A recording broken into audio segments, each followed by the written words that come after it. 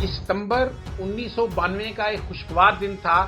Barcelona کا Olympic stadium تماشائیوں سے کھچا کھچ بھرا ہوا تھا۔ 4 سال کے انتظار کے بعد کھیلوں کی دنیا کا سب سے بڑا میلہ سجا تھا۔ اسٹیڈیم میں بیٹھے تمام لوگ اور دنیا بھر کے شائقین کی نظریں ریسنگ ٹریک پر تھیں، جہاں 400 میٹر کا سیمی فائنل شروع ہوا جاتا تھا۔ انگلینڈ کا ایک 27 سالہ سیاہ فام ٹریک پر 5ویں پوزیشن سنبھالے کھڑا تھا۔ مبصرین اس مرتبہ اس مقابلے کے لیے اسے فیورٹ قرار دے رہے تھے۔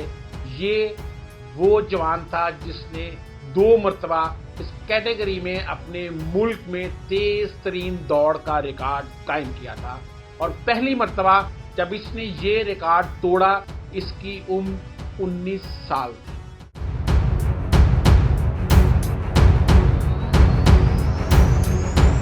1991 میں وہ تاریخ کی دوسری تیز ترین 400 میٹر ریلے ریس کی فاتح ٹیم کا ممبر تھا۔ 1988 کے سیول اولمپکس میں اسے مقابلے سے صرف 90 سیکنڈ پہلے دستبردار ہونا پڑا تھا، اور 1992 کے اولمپکس سے پہلے اسے اپنے 8 آپریشن کرانا پڑے تاکہ وہ اولمپک میڈل حاصل کرنے کا اپنا خواب پورا کر سکے۔ ریس شروع ہوئی اور وہ چیتے کی طرح دوڑا اور باقی 7 رنر سے ایک جست آگے جا پہنچا۔ ابھی وہ 150 میٹر ہی دوڑا ہوگا کہ اسے لگا جیسے اس کی دائیں ٹانگ پر کسی نے گولی مار دی ہو۔ اس کا ہیم اسٹرنگ پھٹ چکا تھا۔ درد کی شدت نے اسے بے اختیار بیٹھنے پر مجبور کر دیا۔ ابتدائی طبی امداد کا عملہ اسٹریچر لیے تیزی سے اس کی مدد کو دوڑا۔ اسے اس لمحے فیصلہ کرنا تھا۔ اس ریس کا مائکرو سیکنڈ بھی قیمتی تھا۔ وہ ایک لمحہ تاریخ میں ہمیشہ کے لیے امر ہونے جا رہا تھا۔ دیکھنے والوں نے دیکھا کہ اگلے ہی لمحے وہ طبی امداد دینے والوں کو دھکیلتے ہوئے کھڑا ہوا اور لنگڑاتا ہوا فنشنگ لائن کی جانب دوڑنے لگا۔ اس کی آنکھوں سے آنسو بہ رہے تھے۔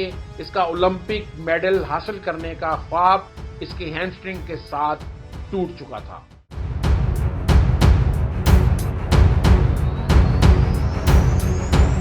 اچانک مجمع میں ایک جانب سے ایک ادھیڑ عمر موٹا آدمی سیکیورٹی کی دیوار کو توڑتا ہوا ٹریک پہ دوڑنے لگا۔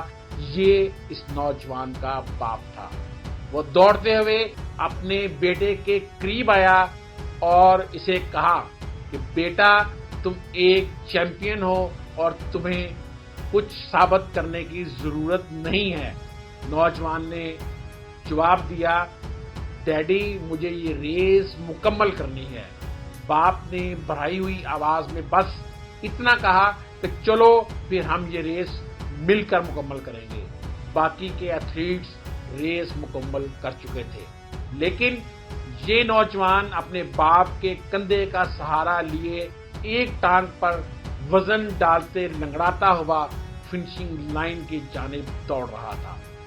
اس کا ہر قدم پہلے سے سست اور زیادہ تکلیف دہ ہوتا جا رہا تھا، لیکن وہ دوڑ رہا تھا۔ 65,000 تماشائی کھڑے ہو کر کے جانی انداز میں چلا رہے تھے۔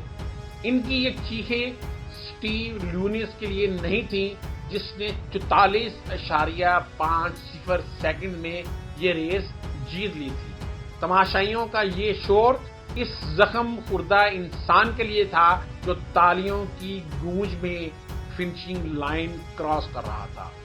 مجمع اپنے پیروں پر کھڑا حیرت سے باپ بیٹے کو دیکھ رہا تھا۔ ان میں سے بیشتر لوگ اس نوجوان کے ساتھ رو رہے تھے۔ یہ نوجوان ڈیرک اینتھونی ریڈمنڈ تھا۔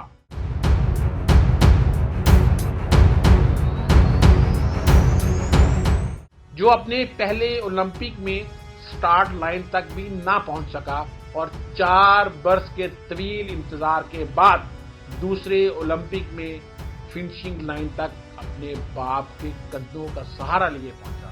ڈیرک مقابلے میں ऑफिशियली दस्तबरदार हो चुका था क्योंकि वो बगैर सहारे के इख्तितामी लाइन तक ना पहुंच सका था और ओलंपिक्स रिकॉर्ड में इसके नाम के आगे वुड नॉट फिनिश के अल्फाज लिखे गए। इस हादसे के बाद इसके मजीद 8-9 ऑपरेशंस हुए, लेकिन वो दोबारा रेसलिंग ट्रैक पर ना आ सका।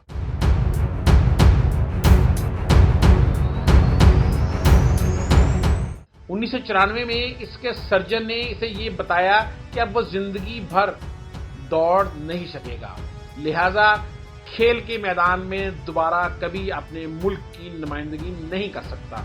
इसका कैरियर खत्म हो चुका था। इसने अपने दूसरे पसंदीदा खेल बास्केटबॉल का रुख किया और इंग्लैंड की कौमी बास्केटबॉल टीम का हिस्सा बन गया। इसने अपने इस सर्जन को अपनी टीम मेट्स के साथ अपने दस्तखतशुदा तस्वीर भिजवाई, जिसने कहा था कि वो दोबारा कभी खेल की दुनिया में अपने मुल्क को रिप्रेजेंट नहीं कर सकेगा। इंटरनेशनल ओलंपिक्स कमेटी ने रेडमंड के लिए कहा, कुव्वत को किलोग्राम में तोला जाता है, रफ्तार को सेकंड में बयान किया जाता है, लेकिन हौसले की कोई हद नहीं होती, चुनाचे इसकी पैमाइश नहीं की जा सकती। नाजरीन, ये थी एक बाहिम्मत शख्स रेडमंड की नोबल हिस्ट्री। हम आपके लिए मजीद नोबल हिस्ट्री लेकर आते रहेंगे। अगर आपको ये प्रोग्राम पसंद आए तो इसको लाइक करें, इसके ऊपर कमेंट्स करिए और इसको शेयर करना मत भूलिए। शुक्रिया।